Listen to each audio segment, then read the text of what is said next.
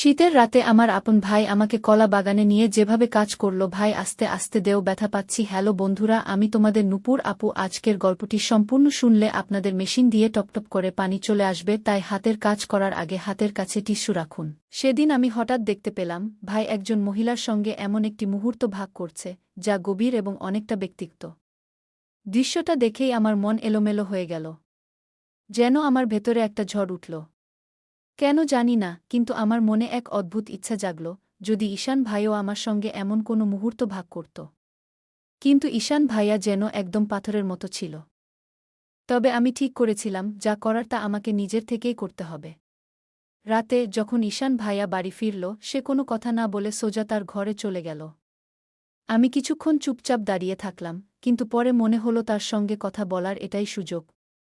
আমি ধীরে ধীরে তার ঘরের দিকে এগিয়ে গেলাম এবং ভেতরে ঢুকে তাকে ডাকলাম। সে অবাক হয়ে আমার দিকে ফিরে তাকাল। আমি দ্বিধা না করে তার কাছে গিয়ে পেছন থেকে তাকে জড়িয়ে ধরলাম। প্রথমে একটু অপ্রস্তুত লাগছিল, কিন্তু আমি তাকে শক্ত করে জড়িয়ে ধরলাম। এটা ছিল আমার জীবনে প্রথমবার যখন আমি কারো এত কাছে এলাম। সে আমাকে একবার থামানোর চেষ্টা করল এবং কিছু বলার জন্য মুখ খুলল, কিন্তু আমি তার ঠোঁটে আমার হাত রেখে চুপ করিয়ে দিলাম। কিছুক্ষণ পরে সে উঠে দাঁড়াল এবং আমার হাত ধরে আমাকেও দাঁড় করাল। আমি কয়েক মুহূর্ত তার দিকে তাকিয়ে রইলাম। তখন সে হেসে বলল, কি দেখছ? আমি মাথা নেড়ে তার প্রশ্নের উত্তর এড়িয়ে গেলাম। আমি হালকা মাথা নেড়ে বললাম, কিছু না, কেবল তোমাকে দেখছি ভাইয়া। তারপর বন্ধুরা, আজকের গল্পটা অনেক বেশি স্পেশাল। আশা করছি তোমাদের ভালো লাগবে। আমার নাম পায়েল। আমার উচ্চতা 5 ফুট 4 ইঞ্চি, বড় বড় চোখ, লম্বা চুল এবং 20 বছর বয়সী এক তরুণী। আমি দেখতে অনেক সুন্দর আর আকর্ষণীয় ছিলাম। গায়ের রং ছিল একদমই ফর্সা। জার্মানিতে আসার পর ভাইয়ের বন্ধু ঈশানকে দেখে আমার মনে অন্যরকম অনুভূতি হয়। ঈশান প্রায় 25 বছরের এক সুদর্শন যুবক। তার লম্বা গড়ন, শ্যামলা রং এবং ঈশান ভাইয়ের স্বভাব আমাকে আকৃষ্ট করেছিল। আমি একটি ছোট শহর থেকে পড়াশোনার উদ্দেশ্যে জার্মানিতে এসেছি। আমি এখানে আমার বড় ভাইয়ের সাথে একটি অ্যাপার্টমেন্টে থাকি। অ্যাপার্টমেন্টটি বেশ বড়। আমার ভাই এখানে প্রায় 5 বছর ধরে থাকে। তার একজন ঘনিষ্ঠ বন্ধু ঈশান তার সাথেই এই ফ্ল্যাটে থাকে এবং গত 4 বছর ধরে এখানে আছে। আমি জার্মানিতে আসার আগে পাকিস্তানের একটি কলেজে পড়াশোনা করতাম। আমার ক্লাসমেটরা প্রায়ই আমার প্রতি আগ্রহ দেখাত, কিন্তু আমি কখনোই তাদের গুরুত্ব দিইনি। এক পর্যায়ে আমার পরিবারের ইচ্ছায় আমি জার্মানিতে পড়ার সুযোগ পেয়ে এখানে চলে আসি। আমার বাড়ির লোকেরা শর্ত দিয়েছিল, আমি একা থাকব না, ভাইয়ের সাথেই থাকতে হবে। ঈশান ভাইয়া খুব গম্ভীর স্বভাবের ছিল। সে কখনোই আমার প্রতি অযথা আগ্রহ দেখাত না। এমনকি প্রয়োজন ছাড়া সে আমার সাথে কথা বলত না। আমার ভাই যখন বাড়িতে থাকত না, তখন সে বাইরে চলে যেত। এভাবে সে সবসময় একটা দূরত্ব বজায় রাখত।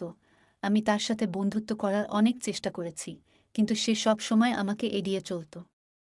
তার এই আচরণ আমাকে আরও বেশি আকৃষ্ট করত।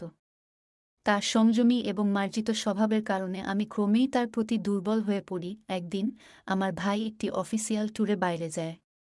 বাড়িতে তখন আমি এবং ঈশান ভাইয়া একাই ছিলাম। সেই দিন ঈশান আমার সাথে কিছু সময় কাটাতে রাজি হয়। আমরা গল্প করতে শুরু করি।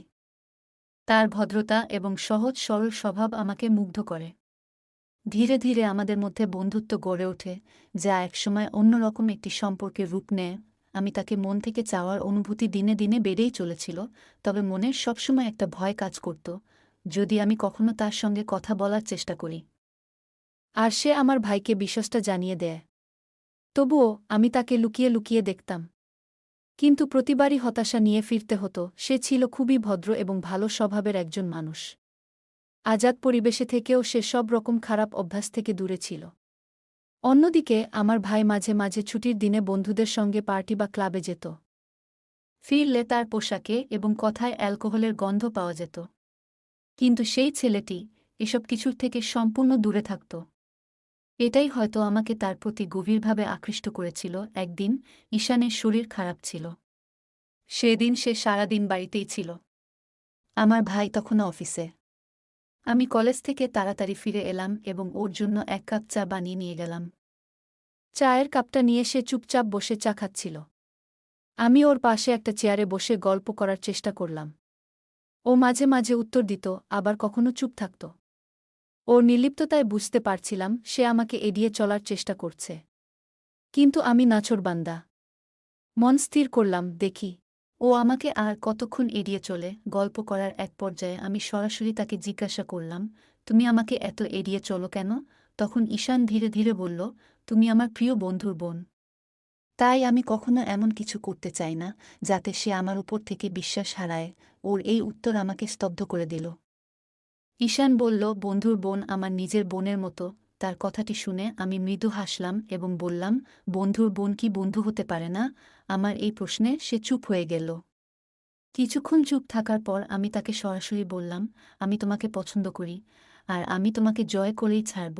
ঈশান তখন শান্ত গলায় বলল, পায়েল, এটা ঠিক নয়। যদি তোমার ভাই জানতে পারে, তবে সে তোমাকে কিছু বলবে না, কিন্তু আমার উপর পুরো দোষ চাপাবে।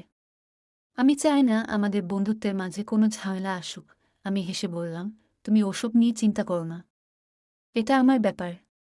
আমি দেখব কিভাবে সমাধান করব। তার এ ধরনের কথাবার্তা আমাকে একটু সাহস জোগাল। মনে হলো তার মনে কোথাও একটা কোমল অনুভূতি রয়েছে, আর আমি সেখানে পৌঁছানোর চেষ্টা করতে পারি। এরপর সময় কেটে যেতে লাগল। 2 সপ্তাহের মধ্যে বিশেষ কোনো অগ্রগতি হল না। এদিকে আমার ভাই রাতে একটি নতুন চাকরি শুরু করল, যেখানে আগের চেয়ে বেশি বেতন পেত। আমি তাকে বললাম, তুমি এই চাকরি নিজো না। রাতে বাড়িতে আমি একা থাকব। ভাই বলল, তুমি একা কেন? ঈশান তো বাড়িতেই থাকবে। ঈশান তখন আমাদের সঙ্গে বসেছিল। আমি ভাইকে বললাম, ঈশান এমনভাবে থাকে যেন বাড়িতে কেউ নেই। তুমি যখন থাকো তখন আমার একাকিত্ব লাগে না। তোমার সঙ্গে কথা বলে সময় কেটে যায়। ভাই হাসল এবং বলল, তাহলে তোমাদের মধ্যে ভালো করে বন্ধুত্ব গড়ে তোলো। ঈশান তো ভালো ছেলে। আমার ভাইয়ের কথা শুনে মনে হলো পরিস্থিতি ধীরে ধীরে আমার পক্ষে এগোচ্ছে। আর আমি ধৈর্য ধরে অপেক্ষা করলাম যে একদিন ঈশান তার হৃদয়ের দরজা খুলে দেবে। আমি বললাম, ভাই, আপনি থাকেন না? আর ঈশান তো আমার সঙ্গে কথা বলতেও ভয় পায়। আমার কথা শুনে ভাই হেসে বলল, কেন ঈশান? পায়েল তোমার অভিযোগ করছে। ব্যাপারটা কি? ঈশান একবার আমার ভাইয়ের দিকে, তারপর আমার দিকে তাকিয়ে আবার নিজের ল্যাপটপের স্ক্রিনে মনোযোগ দিল। আমি বললাম, ও এমনভাবে আমাকে এড়িয়ে চলে যেন আমি ওকে খেয়ে ফেলব। ও আমার সঙ্গে কথাই বলে না। আর আপনি বলেন, আমি একাকিত্ব অনুভব করব না? তারপর যোগ করলাম, ভাই, আপনি যখন বাড়িতে থাকেন না আর ঈশান আসে, তখন আপনাকে না পেয়ে সেও বাইরে বেরিয়ে যায়। আমি মনে করি আপনি যদি রাতের শিফটে কাজ শুরু করেন, তবে ঈশান হয়তো বাড়িতে আসাই বন্ধ করে দেবে। আমার কথা শুনে ভাই আবার হেসে উঠল। সে বলল, তোমাদের দুজনের উপর আমার বিশ্বাস আছে। আমি নিশ্চিত আমার অনুপস্থিতিতে পায়েলর একাকিত্ব আর থাকবে না। ভাইয়ের কথা শুনে ঈশান একটু অস্বস্তিতে পড়ল। সে বলতে শুরু করল, আসলে ব্যাপারটা হলো। ভাই তার কথার মাঝখানে হেসে বলল, ঠিক আছে, এই আলোচনা এখানেই শেষ। পায়েল, যাও, আমাদের জন্য চা নিয়ে এসো। আমি চা বানানোর জন্য উঠে গেলাম। যখন ফিরে এলাম তখন দেখলাম ঘরের পরিবেশ বদলে গেছে। ঈশান আর আমার ভাই একে অপরের সঙ্গে হাসি তামাশা করছে। আমি ট্রেতে চা নিয়ে ঘরে ঢুকলাম এবং তাদের হাসতে দেখে বললাম, এত হাসির কারণ কি? ঈশান একটু মৃদু হেসে বলল, কিছু না। ছোটখাটো মজার কথা হচ্ছিল। আমি চা পরিবেশন করতে করতে ভাবছিলাম, ঈশান কেন এত দূরত্ব বজায় রাখে। তবে তার আচরণে কোথাও একটা লুকানো অনুভূতি যেন ধরা দিচ্ছিল, যা আমার হৃদয়ে নতুন আশার সঞ্চার করল। ভাই বলছিল, ঈশানের অফিসে এক আফ্রিকান মেয়ে ওকে খুব পাত্তা দিচ্ছে। মেয়েটার কাছে পাসপোর্টও আছে। আমি ওকে বলেছি, ভালো সুযোগ, বিয়ে করে নাও, কিন্তু ঈশান একেবারে রাজি নয়। আমি মজা করে বললাম, তুমি না করো, তাহলে আমার বিয়ের ব্যবস্থা করে দাও। তবু ও মানল না। ভাইয়ের কথা শুনে আমি হেসে বললাম, ঈশানের জন্য নয় ভাই, আপনার জন্য ঠিক আছে। আপনি বিয়ে করে নিন। আমার কথা শুনে সবাই হেসে উঠল। আর আমরা চা খেতে খেতে গল্প করছিলাম। এই সময় আমি খেয়াল করলাম, ঈশান মাঝে মাঝে কথা বলতে বলতে চুপি চুপি আমার দিকে তাকিয়ে থাকে। যখন আমার চোখের সঙ্গে তার চোখ মেলে, তখন সে সঙ্গে সঙ্গে অন্যদিকে চোখ ফিরিয়ে নেয়। তার এই আচরণ আমার মনকে এক ধরনের আনন্দে ভরিয়ে দিল।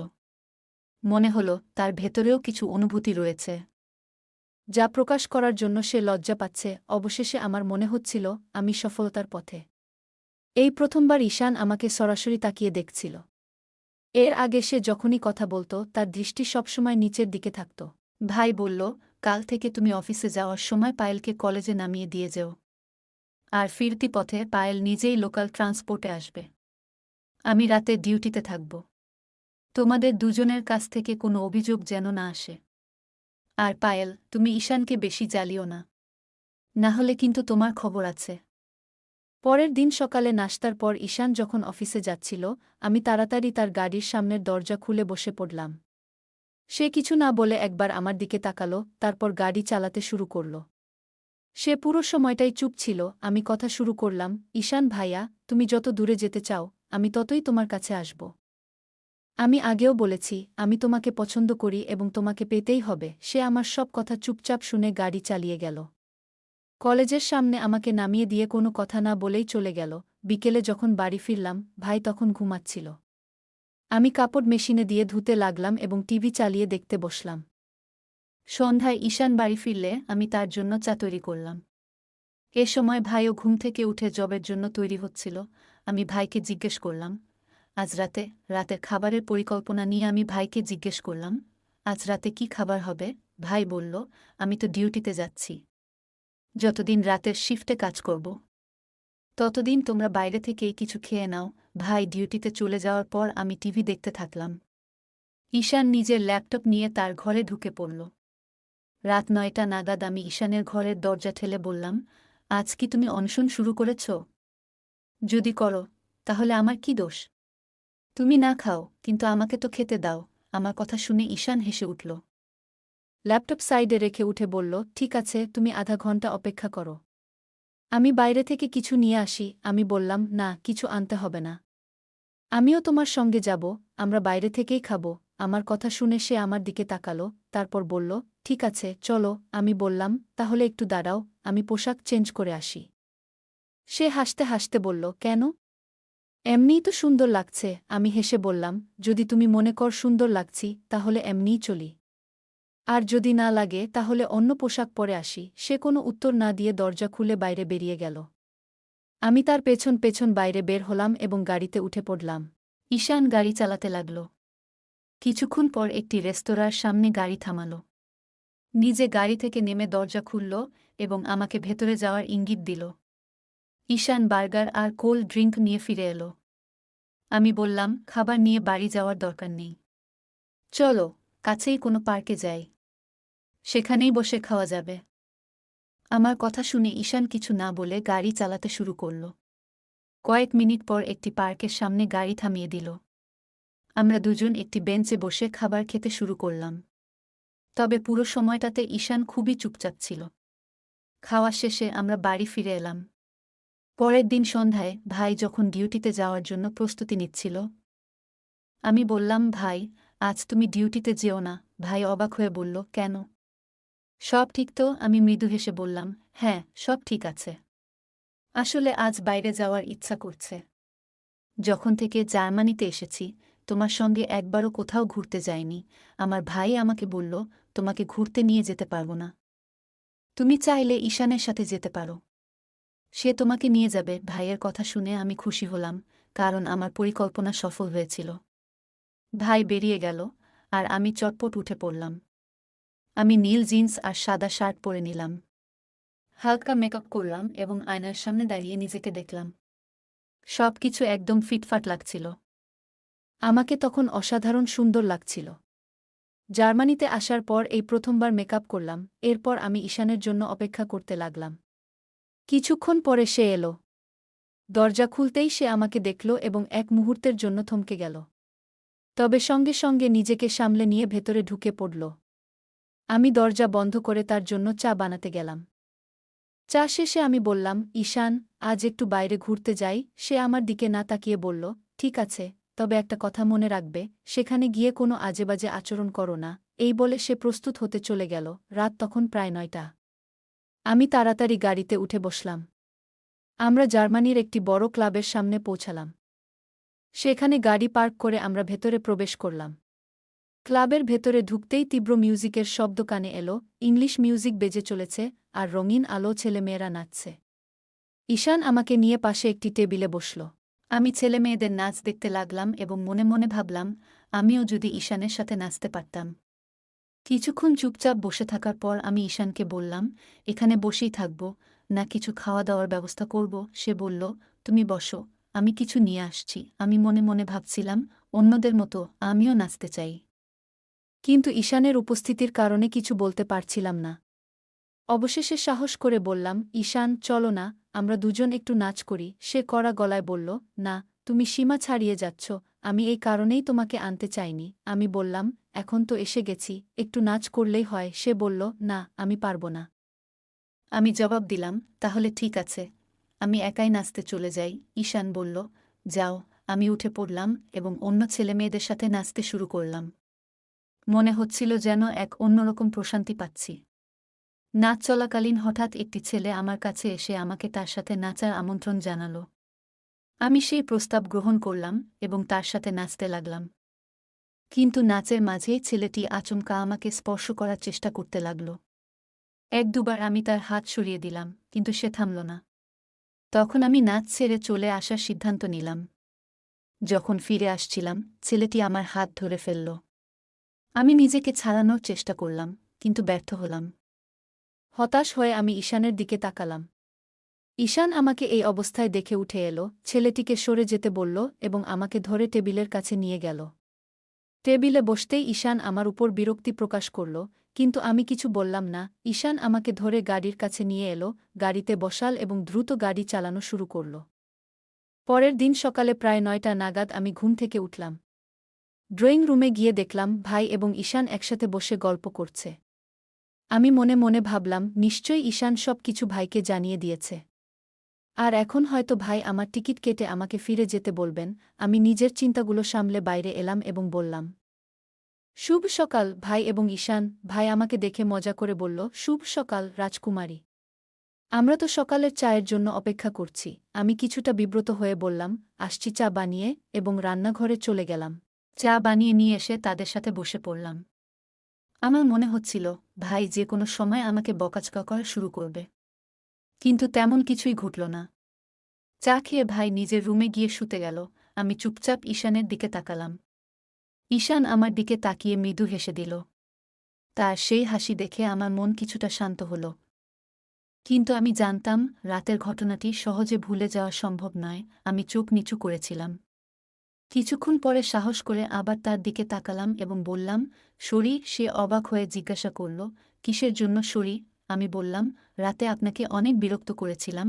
তাই। সে হেসে বলল, না, তাতে তোমার কোনো দোষ নেই। আমি চুপ করে গেলাম, কিন্তু কিছুক্ষণ পরে আবার বললাম, আপনি কি রাতের ঘটনা ভাইকে বলেছেন? সে বলল, না, বলিনি। আর শোনো, তুমি সত্যিই খুব সুন্দর। তার এই কথা শুনে আমি লজ্জায় পড়ে গেলাম, কিন্তু মন থেকে আনন্দিত হলাম। এবার আমি বুঝলাম, আমার অনুভূতিগুলো আস্তে আস্তে তার প্রতি গভীর হয়ে যাচ্ছে। ঈশান আমার জীবনে প্রথম ব্যক্তি ছিল, যার কাছ থেকে আমি নিজের প্রশংসা শুনলাম। আমি তারপর উঠে আমার রুমে চলে গেলাম এবং বিছানায় শুয়ে পড়লাম। সবকিছুই তখন ভালো লাগছিল। বালিশটা জড়িয়ে ধরে মনে হচ্ছিল, যেন পৃথিবীটা অনেক সুন্দর। সেদিন থেকে আমাদের বন্ধুত্বের শুরু হলো। প্রতিদিন আমরা কোথাও না কোথাও ঘুরতে যেতাম। তবে ঈশান কখনো আমাকে এমনভাবে স্পর্শ করেনি, যা আমাকে অস্বস্তিতে ফেলতে পারে। দিনগুলো এভাবেই কেটে যাচ্ছিল। একদিন আমি অসুস্থ বোধ করছিলাম, তাই কলেজে যেতে পারিনি। ঈশান তার কাজের জন্য বেরিয়ে গেল, আর আমি আমার রুমে শুয়ে থাকলাম। ভাই তখন তার ঘরে ঘুমাচ্ছিলেন। রাত ৯টার দিকে হঠাৎ দরজা খোলার শব্দ পেলাম। ভাবলাম, হয়তো ভাই কোনো কাজে উঠে এসেছেন। কিছুক্ষণ পরে ড্রয়িং রুম থেকে কথাবার্তার আওয়াজ আসতে লাগল। ভেতরে ভাই এবং এক অচেনা মেয়ের কথা শুনতে পেলাম। দুজন ইংরেজিতে কথা বলছিলেন। আমি কৌতূহল নিয়ে দরজা সামান্য খুলে দেখলাম। ভাই এক শ্বেতাঙ্গ মেয়ের সঙ্গে কথা বলছিলেন। একটু পরে তারা একে অপরকে জড়িয়ে ধরলেন। আমি তাড়াতাড়ি দরজা বন্ধ করে বিছানায় শুয়ে পড়লাম। মেয়েটি প্রায় ১ ঘণ্টা আমাদের বাড়িতে ছিল। তারপর চলে গেল। ভাই তার ঘরে গিয়ে ঘুমিয়ে পড়লেন। সন্ধ্যায় ভাই যখন ঘুম থেকে উঠলেন, তখন আমি এমনভাবে আচরণ করলাম, যেন কিছুই দেখিনি। খাওয়া দাওয়া শেষে ভাই আবার বেরিয়ে গেলেন। কিছুক্ষণ পরে ঈশান এসে হাজির হল। ঈশান এলো এবং আমরা দুজন বাইরে ঘুরতে বের হলাম। পথ চলতে চলতে আমি ঈশানকে পুরো ঘটনাটা বললাম। সে জানালো, ওই মেয়েটির সাথে আমার ভাইজের অনেক আগে থেকেই ভালো বন্ধুত্ব ছিল। আমার আসার আগে সে প্রায়ই আমাদের বাড়িতে আসত। কিন্তু আমি আসার পর ভাই তাকে বাড়িতে আসতে মানা করে দেয়। ঈশান বলল, আজও তোমার ভাই জানত না যে তুমি কলেজে যাওনি, তাই সে মেয়েটিকে বাড়িতে ডেকে এনেছিল। তবে তুমি যেন এটা বুঝতে না দাও যে তুমি মেয়েটিকে দেখেছ। এতে সে বিব্রত হবে। আমি বললাম, ঠিক আছে, তবে মনে মনে ঠিক করেছিলাম এবার থেকে যা কিছু করার তা আমাকেই করতে হবে। রাতে যখন ঈশান বাড়ি ফিরল, সে সরাসরি তার ঘরে চলে গেল। আমি কিছুক্ষণ অপেক্ষা করলাম, তারপর উঠে তার পেছনে তার ঘরে গেলাম। পিছন থেকে গিয়ে আমি তাকে শক্ত করে জড়িয়ে ধরলাম। এই প্রথমবার কোনো পুরুষকে আমি এভাবে জড়িয়ে ধরলাম। সে একবার আমাকে থামানোর চেষ্টা করল এবং কিছু বলার জন্য মুখ খুলল, কিন্তু আমি তার ঠোঁটে আঙুল দিয়ে থামিয়ে দিলাম। তারপর চোখ বন্ধ করে তাকে আরও শক্ত করে ধরলাম। কিছুক্ষণ চুপচাপ থাকার পর ঈশানও তার হাত আমার চারপাশে রাখল। কিছুক্ষণ পর সে নিজে উঠে দাঁড়াল এবং আমাকে তার পাশে দাঁড় করাল। আমি তার দিকে কিছুক্ষণ তাকিয়ে রইলাম। সে মুচকি হেসে বলল, কি দেখছ? আমি মাথা নাড়লাম না বোঝানোর জন্য, আর একবার তাকে কাছে টেনে নিলাম। আমি তাকে জড়িয়ে ধরেছিলাম। কিছু সময়ের মধ্যেই সে আমাকে এমন এক অনুভূতির মধ্যে নিয়ে গেল যা আগে কখনো অনুভব করিনি। সে আমার গালে মৃদু ছোঁয়া দিয়ে বলল, তাড়াতাড়ি ওঠো, নিজের পোশাক পরে নিজের ঘরে চলে যাও। তোমার ভাই কিছুক্ষণের মধ্যেই ফিরে আসবে। আমি দ্রুত বাথরুমে গিয়ে পোশাক পরিবর্তন করলাম এবং নিজের ঘরে ফিরে গিয়ে শুয়ে পড়লাম। পরের দিন রাতে যখন ভাই তার কাজের জন্য বেরিয়ে গেলেন, ঈশান আমাকে তার ঘরে ডেকে পাঠাল। কিন্তু সেদিন আমি তাকে জানালাম, আজ একটু বিশ্রাম নিতে চাই। শরীর খুব ক্লান্ত। ঈশান বুঝতে পারল এবং আর কিছু বলল না। কয়েকদিন পর আমরা আবার একসঙ্গে সময় কাটালাম, তবে এবার আমাদের গল্পগুলো বেশি গভীর হয়ে উঠল। আমাদের প্রতিদিন দেখা হওয়ার ফলে একে অপরের প্রতি আরও আন্তরিক হয়ে পড়লাম। প্রায় 2 মাস পর ভাই আমাদের সম্পর্ক নিয়ে সন্দেহ করতে শুরু করলেন। একদিন ভাই আমাকে ডেকে জিজ্ঞাসা করলেন, তোমাদের মধ্যে কি কিছু চলছে? আমি তাকে বোঝানোর চেষ্টা করলাম যে এমন কিছু নেই। ভাই তারপর ঈশানের সঙ্গে কথা বললেন এবং ঈশানও একই কথা বলল। তবে কিছুদিন পর ভাই ঈশানকে জানিয়ে দিলেন যে তাকে অন্য কোথাও থাকার ব্যবস্থা করতে হবে। ঈশান এরপর বাড়ি ছেড়ে অন্য জায়গা চলে গেল। ভাই তার রাতের ডিউটি পরিবর্তন করে দিনের ডিউটিতে চলে গেলেন। এখন আমি ঈশানের সাথে মাঝে মাঝে দিনে দেখা করি, তবে সেগুলো খুব সীমিত সময়ের জন্য। এরপর আমাদের সেই ঘনিষ্ঠ মুহূর্ত আর একবারই ঘটেছিল। ভাইয়ের সন্দেহ আমাদের সম্পর্কের উপর এক ধরনের প্রভাব ফেলেছিল, কিন্তু আমাদের অনুভূতিগুলো এখনও অটুট রয়ে গেছে। আমার আর ঈশানের সম্পর্ক যেন এক অদৃশ্য দেয়ালের সামনে এসে থেমে গিয়েছিল। আমরা যতবারই প্রমাণ করার চেষ্টা করেছি যে আমাদের মধ্যে কোনো সমস্যা নেই, তবু ভাইয়ের মনে সেই বিশ্বাসটা তৈরি হয়নি। যখন ঈশান বাড়ি ছেড়ে চলে গেল, আমার ভেতরে এক গভীর শূন্যতা তৈরি হল। মনে প্রশ্ন জাগল, আমাদের সম্পর্ক কি এতটাই দুর্বল ছিল যে পরিস্থিতির সামনে ভেঙে পড়ল? নাকি এটা শুধুই এক খারাপ সময়ের ফল? ভাই এখন দিনের শিফটে কাজ শুরু করেছেন, আর বাড়ির পরিবেশও বদলে গেছে। বাইরে থেকে স্বাভাবিক থাকার চেষ্টা করলেও ভেতরে ভেতরে আমি ভেঙে পড়ছিলাম। দিনে মাঝে মাঝে ঈশানের সঙ্গে দেখা হলেও প্রতিটি সাক্ষাতে এক ধরনের দূরত্ব আর অস্বস্তি কাজ করত। সেই আগের আনন্দ আর ছিল না। ঈশানের সঙ্গে কাটানো মুহূর্তগুলো এখন আমার কাছে এক গুপ্তধনের মতো, যা আমি মনে লুকিয়ে রাখি। তবে আমি জানতাম এভাবে চলতে পারে না। আমি এমন এক জায়গায় এসে দাঁড়িয়েছিলাম যেখানে আমাকে সিদ্ধান্ত নিতে হবে, এই সম্পর্ককে এগিয়ে নিয়ে যাব নাকি সময়ের সঙ্গে বিদায় জানাব। ঈশানের চলে যাওয়ার পর আমার জীবনে এক অভাবনীয় শূন্যতা নেমে এলো। সেই কথাগুলো, সেই মুহূর্তগুলো, সেই নৈকট্য যা আমরা একসঙ্গে ভাগ করে নিয়েছিলাম, সবকিছুই এখন স্মৃতির পাতা হয়ে রইল। আমি নিজেকে বোঝাতে চেষ্টা করতাম যে এসবই হয়তো জীবনের একটা অধ্যায়, সবকিছু ঠিক হয়ে যাবে। আমি নিজেকে প্রতিবার এই কথা বোঝানোর চেষ্টা করতাম, কিন্তু আমার হৃদয়ের গভীর থেকে এক কণ্ঠ বারবার আমাকে দুর্বল করে তুলত। দিনের বেলা যখনই ঈশানের সঙ্গে দেখা হতো, তখন মনে হতো সময় যেন থেমে গেছে। তার চোখের সেই পরিচিত মায়াবী দৃষ্টি এখনও একই রকম ছিল, কিন্তু আমরাও পরিস্থিতির শিকলে বাধা ছিলাম। একদিন দেখা করার সময় ঈশান বলল, তুমি জানো, প্রতিদিন তোমার ছাড়া বাঁচার কোনো না কোনো কারণ খুঁজে বের করি, কিন্তু প্রতিবার সেই কারণ আবার আমাকে তোমার কাছেই নিয়ে আসে। তার কথা শুনে আমি একদম চুপ হয়ে গেলাম। আমার চোখে জল এসে গিয়েছিল, কিন্তু নিজেকে শক্ত করে রেখেছিলাম। আমি বললাম, ঈশান, আমি জানি না আমরা কতদিন এমনভাবে দেখা করতে পারব, কিন্তু তোমার স্মৃতিগুলোই আমার জীবনের সব কিছু। হয়তো এগুলোই আমার বাঁচার অবলম্বন। সেদিন আমাদের সময়টা কিছুটা দীর্ঘ হয়েছিল। আমরা একে অপরের সাথে সব কথা খুলে বলেছিলাম। ঈশান আমাকে আশ্বস্ত করল যে সে সবসময় আমার পাশে থাকবে, পরিস্থিতি যাই হোক না কেন। তবে আমরা দুজনেই জানতাম আমাদের সম্পর্কের বাস্তবতা। এটি এমন এক সম্পর্ক যা সমাজ এবং পরিবারের চোখের আড়ালে ছিল, এমন এক সত্য যেটা কেউই বুঝবে না। ভাই ধীরে ধীরে আমার প্রতিটি কাজকর্মের উপর কড়া নজর রাখা শুরু করলেন। তার চোখে আমার প্রতি বিশ্বাস কমে গিয়েছিল এবং তার জায়গা উদ্বেগের চেয়ে সন্দেহ বেশি ছিল। তিনি সরাসরি কিছু বলতেন না, কিন্তু তার নীরবতা অনেক কিছু বলে দিত। একদিন বাড়ি ফিরে আমি দেখলাম তার চোখে এক অদ্ভুত দৃষ্টি। মনে হচ্ছিল তিনি কিছু জানতে চান কিন্তু নিজেই বলার সাহস পাচ্ছিলেন না। তার এই নীরব আচরণ আমাকে আরও অসহায় করে তুলছিল। তিনি আমাকে গম্ভীর সুরে বললেন, শোনো, আমি তোমার মঙ্গল চাই। এই পৃথিবী এতটা সহজ নয়। যদি তুমি ভুল পথে চলে থাকো, তবে তা ছেড়ে দাও। না হলে তোমাকে এর জন্য বড় মূল্য চুকাতে হবে। তার কথা আমার হৃদয়ে গভীর প্রভাব ফেলল। আমি জানতাম তার উদ্বেগ যুক্তিযুক্ত, কিন্তু আমি আমার আবেগ দমিয়ে রাখতে পারছিলাম না। কয়েকদিন পর আমি ঈশানকে শেষবারের মতো দেখা করার কথা বললাম। আমরা একটি নির্জন পার্কে মিলিত হলাম। সে আমাকে দেখে হালকা হাসল, কিন্তু তার চোখে এক গভীর বেদনার ছাপ স্পষ্ট ছিল। আমি বললাম, হয়তো আমাদের আর দেখা করা উচিত নয়। এই সম্পর্ক আমাদের যতটা সুখ দেয়, তার চেয়ে অনেক বেশি কষ্ট দেয়। সে আমার কথা শুনল এবং গভীর শ্বাস নিল। তারপর বলল, যদি এটাই তোমার জন্য ঠিক হয়, তবে আমি তোমার সিদ্ধান্তের সম্মান করব। তবে এটুকু জেনে রাখো, তুমি আমার জীবনের এমন এক অংশ, যাকে আমি কখনো ভুলতে পারব না। সেই মুহূর্তে মনে হলো যেন পৃথিবী থমকে গেছে। আমরা একে অপরকে আলিঙ্গন করলাম, আর আমার চোখ থেকে অশ্রু গড়িয়ে পড়ল। সে আলিঙ্গন থেকে নিজেকে সরিয়ে আমার মুখ দুহাতে ধরে বলল, নিজের যত্ন নিও। সে চলে গেল, আর আমি সেখানেই দাঁড়িয়ে রইলাম। তাকে দূরে যেতে দেখছিলাম, যেন আমার জীবনের একটা গুরুত্বপূর্ণ অধ্যায় আমাকে ছেড়ে চলে যাচ্ছে। এরপর আমি নিজেকে সামলানোর চেষ্টা করলাম। আমি বুঝতে পারলাম, সব সম্পর্ক চিরকাল টিকে থাকে না। তবে তাদের স্মৃতিগুলো আমাদের জীবনের প্রেরণা হয়ে উঠতে পারে। বন্ধুরা, এই ছিল আজকের গল্প। গল্পটি কেমন লাগলো তা অবশ্যই জানাবেন।